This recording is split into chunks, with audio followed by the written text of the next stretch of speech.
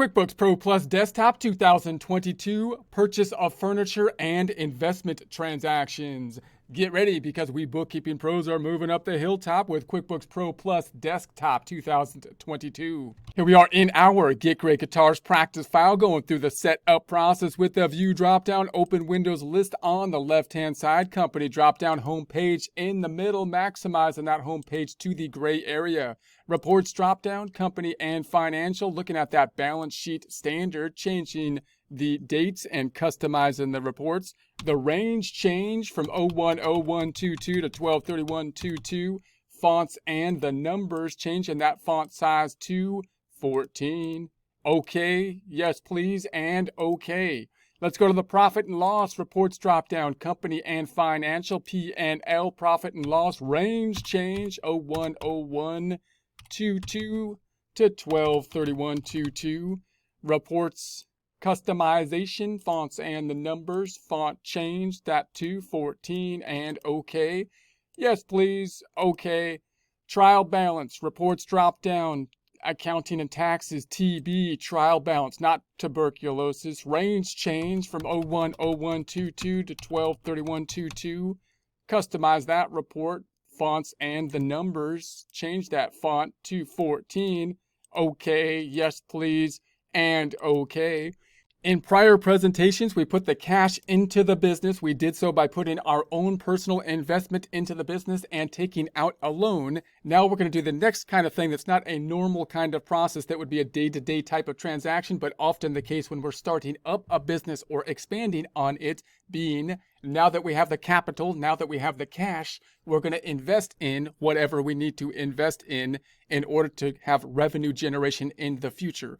Oftentimes that will be into large pieces of equipment, the fixed asset pieces of equipment. So if you're in construction or something like that, then clearly a lot of your money then would be going into the tools that would be needed so that you can then generate revenue with them into the future.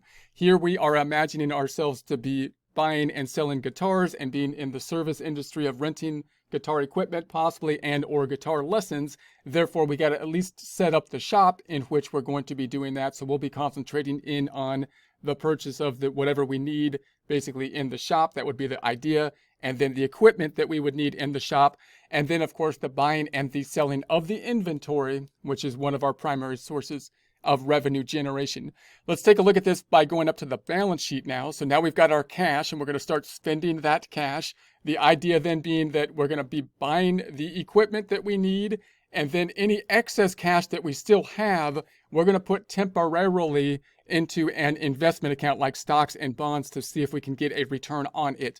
But realize that when you're thinking about your business here, and this goes for a corporation, this goes for a partnership, this goes for a sole proprietorship, this business, the way they make money is through, we're imagining here, the generation of revenue through the selling of guitars and or services like guitar lessons or renting equipment. It's not through financial, basically investment type of activity, receiving interest and capital gains and dividends and so on.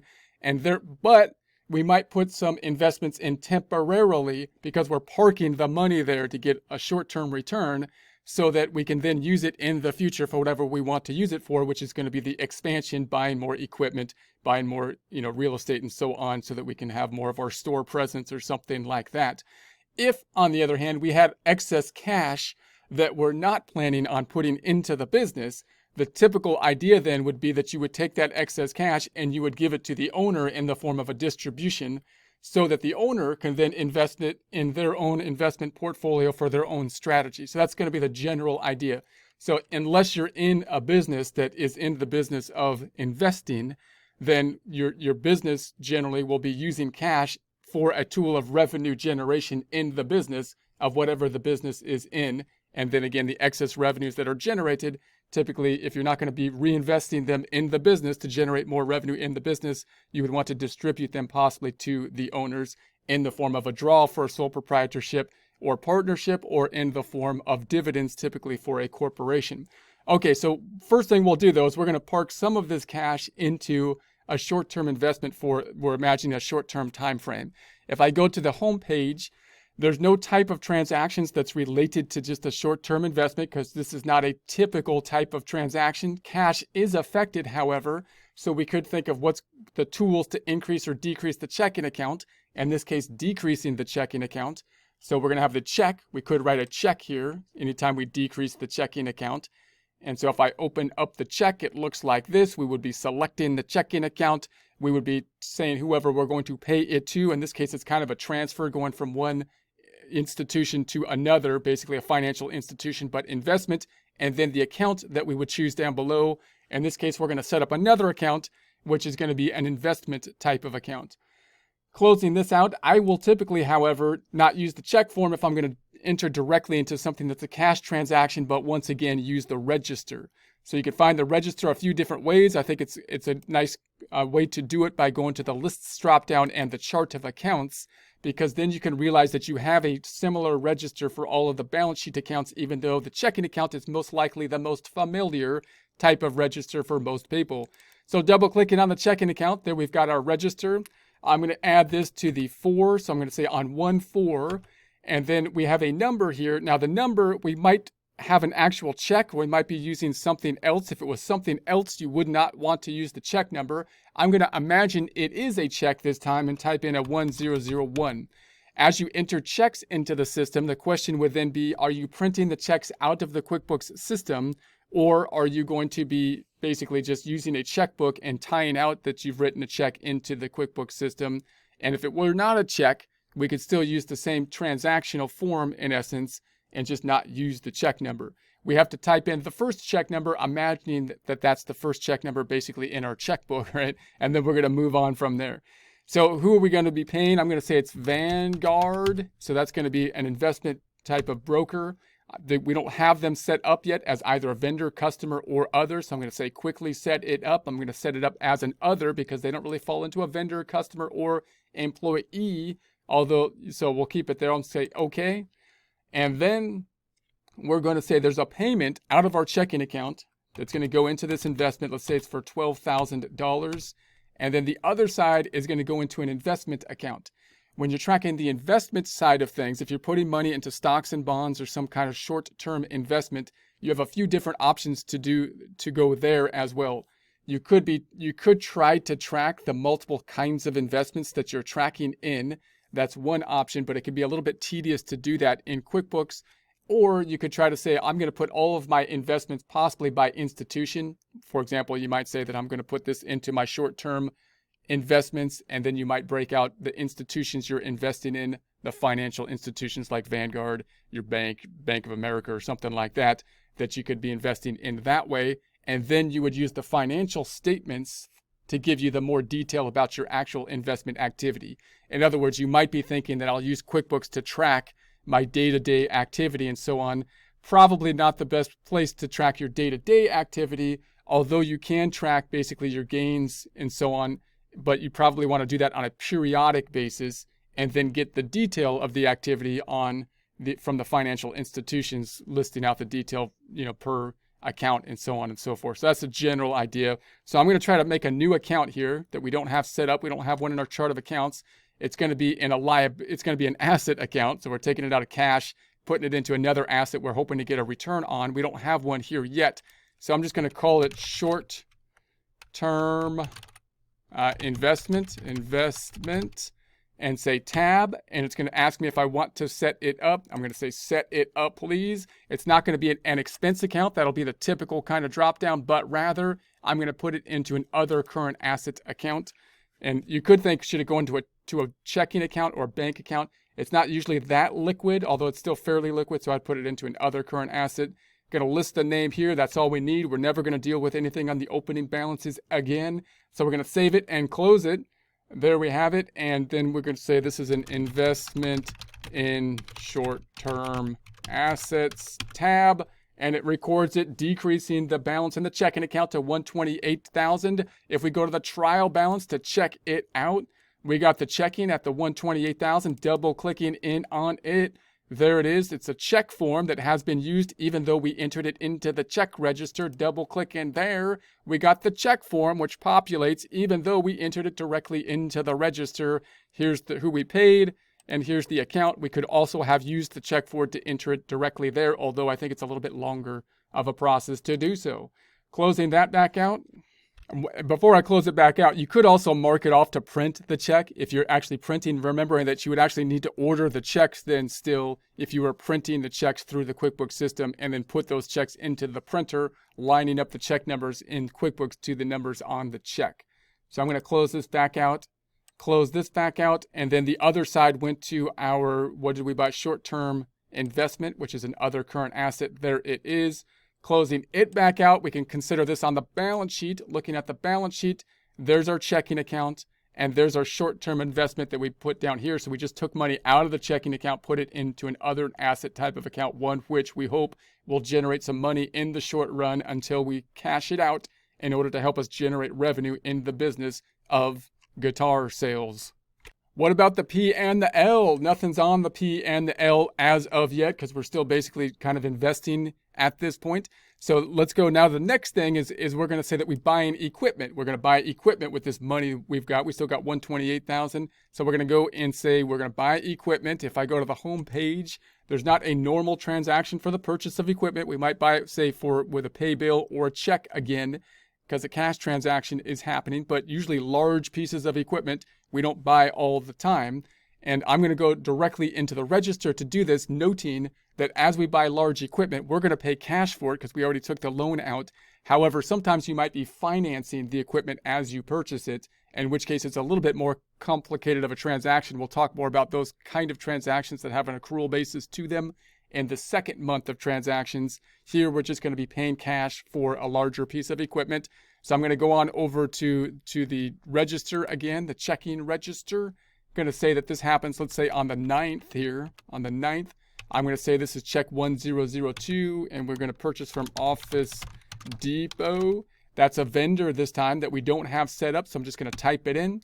Do we want to set it up with a quick setup? Yes. Do I need a full setup? No. The full setup meaning it's going to give us more detail about all the contact information. I really just want to know anything I need to know to pay them. I don't need to know their contact information too much. This time it's going to be a vendor because we are purchasing something from another vendor, someone that's selling items to us. We're going to say it's for $16,000 that we will be then paying. And the other side is going to go to a fixed asset. It's not going to be an expense because even though we paid cash for it, we're buying a substantially large thing. So therefore it's going to go up top to an asset that we're going to use to generate revenue into the future, expensing it in the form of depreciation. We're going to put it into the furniture and equipment. So we'll imagine we're buying our whole furniture or something, I don't know, and in the store that we're going to sell guitars with. So then we could put a memo here, and so I won't put the memo on this one, but you could put the memo. And note also, whenever you purchase furniture and equipment, those are things that you want to have more detail about them, most likely so that you can tell your accountant, your tax preparer at the end of the year, because they're going to have to put it on the books for the tax preparation, and they can probably provide you then with a depreciation schedule to help you to allocate the cost over the useful life with adjusting entries, which we will talk about in a future component. So that brings the cost down to the 112 the cash down to 112,000. If I go to the trusty TB, there's the 112, double clicking in on it. We've got the Office Depot, another check form that has been created going into it. There we have our Office Depot, the furniture and equipment, which is not an expense account note. That's kind of a misleading term. They call it expenses because it's an asset account here, but it's the same. So don't let that throw you. Don't let that throw you off. So we'll close this out, and then we're going to go back up to the balance sheet. The other side's going to be in the furniture fixed asset area. So it went right here into the furniture and equipment. So it's in the correct category. There's the 16,000 we increased. We would also want to tell our tax professional about it, those changes to this account, noting that there shouldn't be a whole lot of changes. Obviously in the first year there will be, but after that we don't have a lot of big purchase items, right? You're going to have a few big purchase items in the year. So we're just going to look at the changes to those types of accounts. No activity in the profit and loss here because once again, we did not expense the furniture and fixture, even though we paid cash for it. because it's a big item that we're going to expense or allocate the cost in the form of depreciation. So now let's do it again. We're going to purchase another piece of equipment, same process. So if we go to the home page, we could use the check to do it. We're going to imagine we're just paying straight cash for it once again, but we're going to go to the checking register over here, and we'll say that this happened. Let's say this happens on the 11th, just to switch things up a bit. We're going to keep the check number. Notice the check number is populating automatically. If it's not a check that you're actually writing, then you could just delete the check number. You might put something other to refer to a transaction, like a trans or something like that, a T that you can report to show that it's not a check there. And the check numbers will populate automatically, and you can match those out to the checks that you will either be printing through QuickBooks or to the checkbook that you're kind of matching up to as you enter the data here. So then we're going to say this is going to go then to, let's say it's going from Amazon. We're buying from Amazon this time. And we're going to say it's a quick add. I don't need to fully add the vendor. I'm just going to say quick add vendor. There we go. That's what, because that's who we're paying someone. So it's a vendor, 7,000 to Amazon. And now the other side is just going to go right to, it's already there. I'm just going to type it in this time, furniture and equipment. It populates basically on its own. Note that as we enter this information into the register, when we get into the second month of transactions, it will start to memorize these vendors so that it can then populate the proper account here by memorizing the prior account that we use. So that's going to be a useful tool. You could also try to go into these vendors and try to assign an account that it should be going to, but you don't really need to oftentimes, because after you do the first month of operations, the second month will start to memorize transactions, making it a little bit easier to do. So in other words, if I record that, that brings us down to the 105,000. Notice if I go up to the vendor dropdown and the vendor center, and we go into the vendor center, and we can now see that we have Amazon up top. If I double click on Amazon, we've been adding these vendors as we go. We just needed the name. That's all I really cared about. If we take a look at the payment settings, we could set up, like the general terms with it, but we just paid them cash. So we don't have, in essence, a general term. And then the account settings, here's where you could basically try to assign an account that it would typically be going to. Amazon's a little tricky because you might have, different types of things you purchase at Amazon, some large, some small. So it's one of those vendors that can be a little bit tricky. You might actually try to have different vendors at Amazon that will be in categories according to the categories, so that you can make the data input a little bit easier and assign the proper account to it. So that's one thing you might want to keep in mind. You might actually have multiple vendor names basically that you can set up that will be slightly different variations on Amazon, so that you can then tie them out to different expense accounts, possibly designated by a dollar limit or something like that. And then you can assign the accounts here. But in any case, we're just going to use it. We're going to go through the second month of data input, and we'll try to do what we did last time. It'll memorize the prior transaction. If you're taking over an accounting situation from books that have already been started, then what you want to do is try to see what happened last time and copy what they did, and then only deviate from that if you have a justification for doing that, so that you have the consistency, and then deviate when you think an improvement needs to be made. So I'm going to close this back out. So there we have that. If we go back to the balance sheet, well, let's take a look at the trial balance first. The trial balance, nice easy look at it. We're going to go to the checking account. There it is. Another check has been entered. Once again, 7,000. It's a check type form. Closing that out. The splits go into the furniture and equipment right there. So now we've got the stuff we need to make money in the future. We took that money that we got, that we put in, and the loan, and we bought stuff, put in the money down on the line. It's on the line so that we can now use it to generate revenue. So we got this stuff. That's what we're going to use to make revenue in the future. And it's under the fixed assets section here. Nothing has happened yet on the P&L because we haven't actually earned any revenue with the stuff we bought. But we're going to open those doors, and people are going to start buying guitars and getting guitar lessons and like renting stuff. So that'll happen shortly. So note that you could take a look at the trial balance and just check your numbers basically as we go here. We'll try to make backup files, and hopefully we can access those backup files if you want to jump forward, or if something's wrong and you want to rework something. Hopefully you can have access to those as well.